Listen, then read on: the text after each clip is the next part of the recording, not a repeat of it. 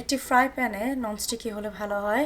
প্রথমে এই চিকেনের কিমাগুলোকে নিয়ে নিলাম লবণ দিয়ে, এরপরে এটাকে নাড়াচাড়া করব।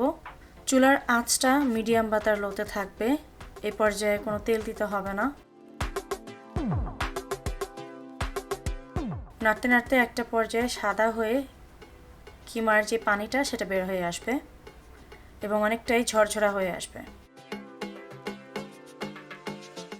যখন পুরোপুরি পানি বেরিয়ে যাবে এবং সব চিকেনের কিমাগুলো সাদা হয়ে যাবে, তখন এর মধ্যে টমেটো এবং ক্যাপসিকাম কুচিটা দিয়ে দিচ্ছি।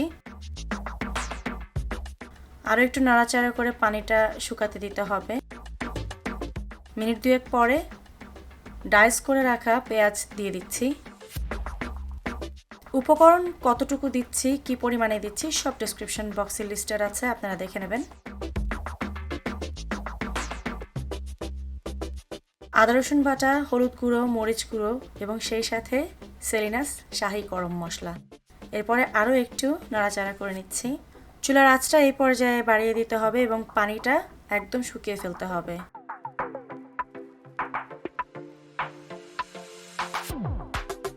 এরপরে এর মধ্যে দিচ্ছি 3 টেবিল চামচ পরিমাণ তেল।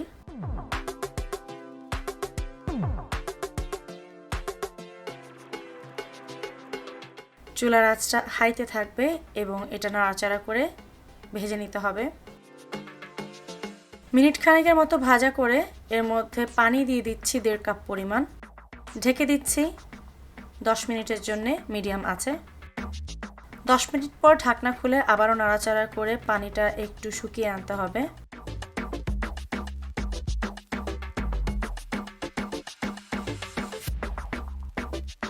মাখা মাখা হয়ে এলে এর মধ্যে দিয়ে দিলাম কাঁচামরিচ কুচি এবং পেঁয়াজ কলি কুচি। পেঁয়াজ কলিটা অপশনাল, থাকলেই দিবেন, না থাকলে না দিলেও চলবে। মিনিট দুয়েকের মতো নাড়াচাড়া করে রান্নাটা শেষ করলাম। চলে যাচ্ছি নেক্সট স্টেপে।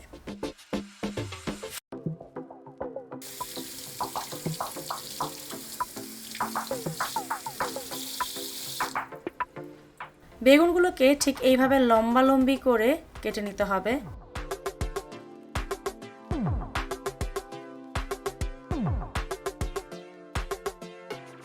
আমি একটু মোটা করে কাটছি, আমার এরকমটা খেতে ভালো লাগে, একটু চাঙ্কি। আপনারা চাইলে এই স্লাইসগুলো আরও পাতলা পাতলা করতে পারেন।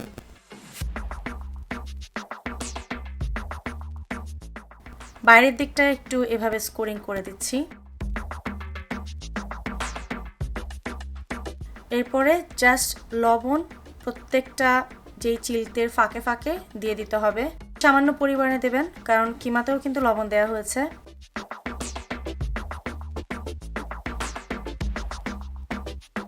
এবং ঠিক এই শুধু লবণ মেখে এটাকে রেখে দিতে হবে প্রায় 30 মিনিটের মতো। এবং তারপর আপনারা খেয়াল করবেন যে বেগুনগুলো একটু সফট হয়ে এসছে এবং এর ভেতর থেকে একটু পানি বের হচ্ছে। ঠিক এরকমটাই আমরা চাই।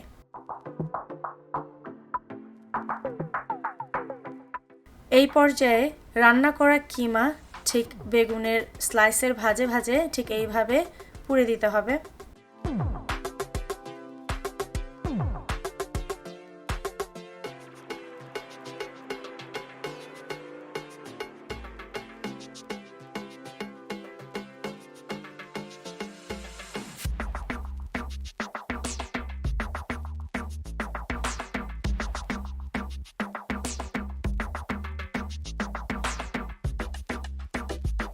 সবশেষে ঠিক এইরকমটা দেখা যাবে এবং এমন একটা পাত্রে আপনারা নেবেন যেটা ওভেন প্রুফ, যেটা ওভেনে দেওয়া যায়। আমি আজকে এটা ওভেনে দেখাচ্ছি, আপনারা ঠিক এই স্টেপ থেকে চুলায়ও করতে পারেন।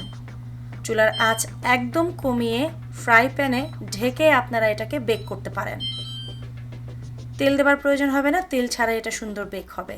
আর আমি ওভেনে এটা দিচ্ছি 30 মিনিটের জন্য 400 ফারেনহাইটে। অবশ্যই টপ শেলফে দেবেন যাতে করে এটা ভালো করে কুক হয়।